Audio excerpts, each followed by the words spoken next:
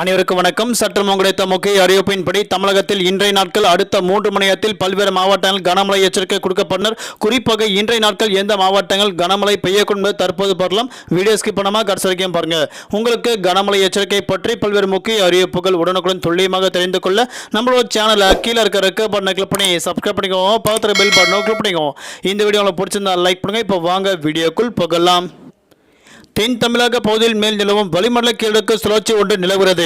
இதன் காரணமாக தமிழ்நாடு, புதுவை, காரைக்கால் பகுதியில் ஆங்காங்கே கனமழை கொட்டி தீர்த்துள்ளது. குறிப்பாக இன்றைய நாட்கள் 55 கிலோமீட்டர் வேகத்தில் சூறாவளி காற்றுடன் கனமழை கொட்டி தீர்க்கும் அறிவிக்கப்பட்டனர். அதன்படி இன்றைய நாட்கள் தமிழ்நாடு, புதுவை, காரைக்கால் பகுதியில் இடியுடன் கூடிய கனமழையும் பல்வேறு மாவட்டங்கள் மிதமான மழை பெய்யக்கூடும்.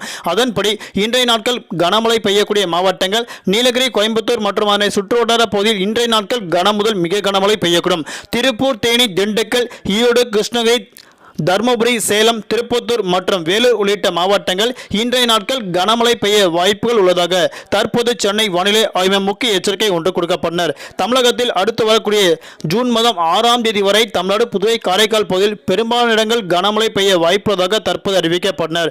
இந்த மாவட்டங்கள் தவிர்த்து பல்வேறு மாவட்டங்கள் இன்றைய நாட்கள் இயல்பை விட 1 முதல் 3 டிகிரி செல்சியஸ் அளவிற்கு வெயிலின் தாக்கம் படிப்படியாக உயரத் தொடங்கும் அறிவிக்கப்பட்டனர். ஆகியால் மக்கள் காலை 11 மணி முதல் மாலை 4 மணி வரை அத்தியாவசிய தேவைகளுக்கு மட்டுமே வெளியே செல்ல வேண்டும் என தற்போது எச்சரிக்கை ஒன்று கொடுக்கப்பட்டனர்.